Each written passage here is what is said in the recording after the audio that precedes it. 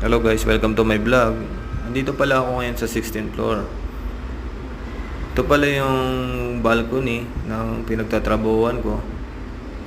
Ang harang niya po ay isang salamin din na double glaze, tempered.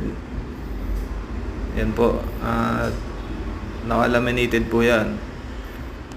Ang tempered na salamin po kasi pag nabasag ay nagiging mais-mais.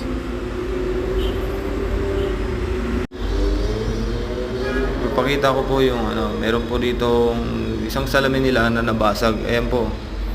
Ayan po, laminated po yan. Pag kahit nabasag siya, hindi po siya malalaglag. At mais-mais po yan pag naghiwa-hiwalay po yan. So yun guys, hanggang dito na lang aking vlog.